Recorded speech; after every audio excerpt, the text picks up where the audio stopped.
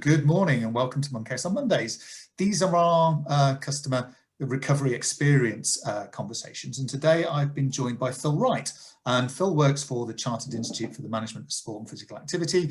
I'm an elected trustee of CIMSPA, so Phill and I work quite closely together. So good morning, Phill. How are you today? I'm very well, thank you, David, and yeah, thank you for inviting me onto this call. Oh, it's my pleasure. I think between us, we've got quite a lot of airtime, haven't we, on the things that we've been putting out recently to support our colleagues in the sector. Yeah. I suppose that's where I wanted to start with this conversation, because I've just gone onto the Facebook page today, and it's 5,200 people that are now members of Stronger Together that you've driven through CIMSPA. It's fantastic.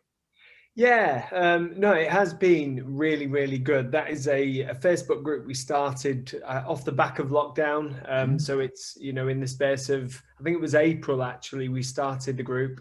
So in the space of just over 6 months, it's grown significantly. Yeah. Yeah, no, that's fantastic. So talk to us about what CIMSPA has been up to support the workforce during lockdown. What sort of things are available to the workforce to aid them in lockdown and to help them make sure they recover at the other end of it?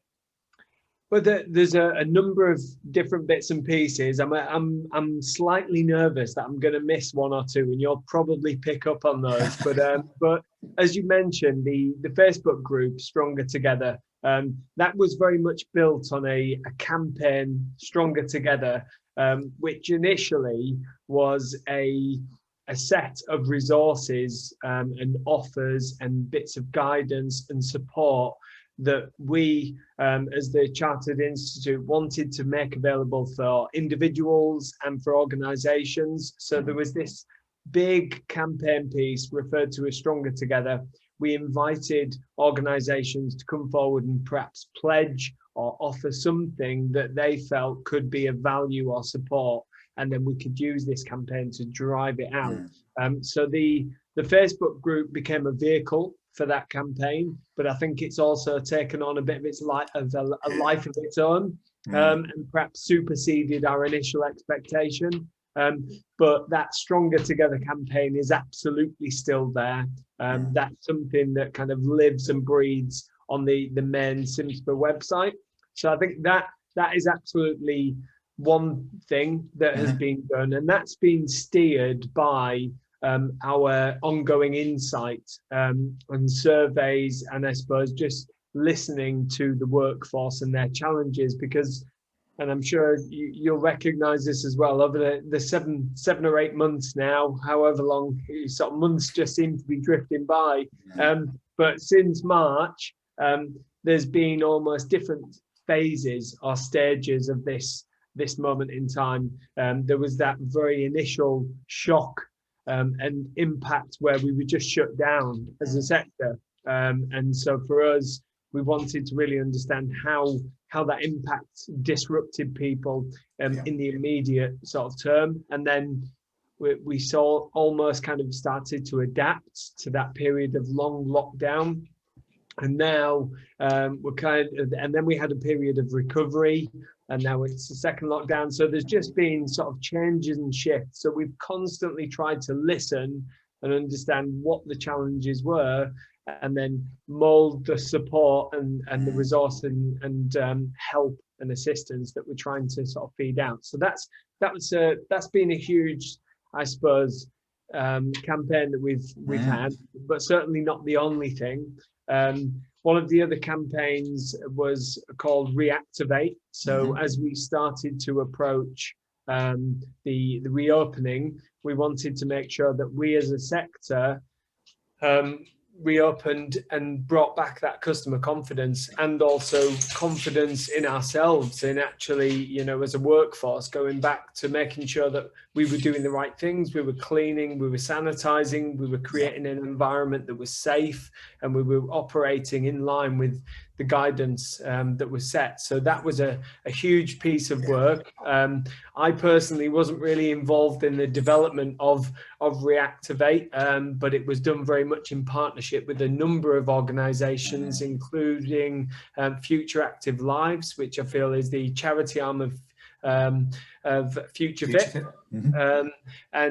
So they very much kind of developed the platform and brought in other experts as well to create this really comprehensive e-learning certificate to help people become COVID secure in whatever practical environment they operate. And that's I believe that campaign's running for a 12-month period.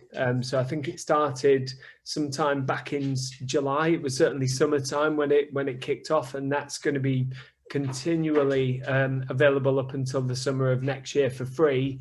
And probably beyond that. And that's free for CIMSPA members, isn't it? And it's a really good value for money when you compare the price of becoming a member versus the cost of what it would be to do that training and development and stuff like that. Yeah, absolutely. And really comprehensive, and certainly the feedback we've had has been hugely positive. As said, one of the biggest things is just the workforce themselves, whether it's personal trainers, instructors, studio owners, just being confident that they're doing the right things, so that we can confidently welcome people back. Yeah, absolutely. What's the Retrain product? How does that fit? Yeah, so that is a pot of money that has been allocated. So Sport England. So I believe that campaign is, again, it's something available for partners within England. But it's an amount of money whereby CIMSPA partners are able to bid to basically support the development that they've identified that their staff need in order to be able to, sustain and continue and grow in the future in what will be a very different world. So it's money that has been made available to support the development needs of organisations into what's going to be a very different landscape that we're all navigating through and towards. Absolutely. And I think that whole piece around continued professional development, CPD, has been absolutely outstanding from CIMSPA's point of view. It's been very impressive as to how it's about, I get the feeling it's putting the workforce at the heart of the conversation and the decision making.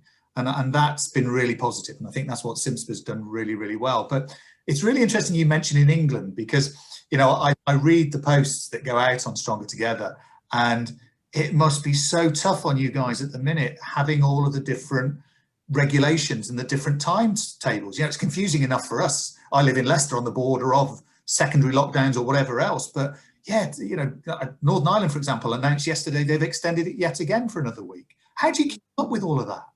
Yeah, it is pretty challenging. On one hand, it would be great to just have a single set of guidelines that we're all kind of operating underneath, but that's just not how the UK works. So I cannot take any credit whatsoever for how we keep and touch base with each of the different, I suppose, authorities and the different home nations, and making sure that the information we're putting out is sort of relevant and we're getting the coverage for all and the representation to support everyone. It's a complex thing. And I think one of the challenges from our perspective is that we as an organisation are UK wide, but Sport England or England, Sport Scotland, Sport Wales, they're each independently sort of purely looking after their nation. We would love all of the support that we are part of and we're putting out there to be made available for everyone in the UK. But it's sort of a challenging sort of way in which it all operates and comes together. Yeah. Well, I'd like to congratulate all of you for what you're doing, because it's fundamental. And when you read the comments, there are comments on Facebook that actually very supportive, recognizing the effort and the work you're putting in. There's others that feel as if you should be sat on a policy maker's shoulder, nudging them all the time, which I know is being done centrally, from a governmental point of view, from a UK Active and Sport England point of view. CIMSPA are playing that role.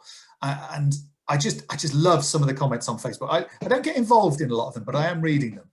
But for me, I think the most powerful bit is how difficult people are finding it, especially the independent organisations, the PTs, the smaller boutique type style clubs and things like that. The support you've given has been brilliant. I think, like me, you cherry pick, you take some great ideas from the different people you talk to. And I want you to express to me some of the stuff that you've heard during the conversations that you've had, that you've published, that you would like to see actually land in a post-COVID world. So give me what Phill Wright's view of a post-COVID world looks like from a sport and physical activity sector point of view.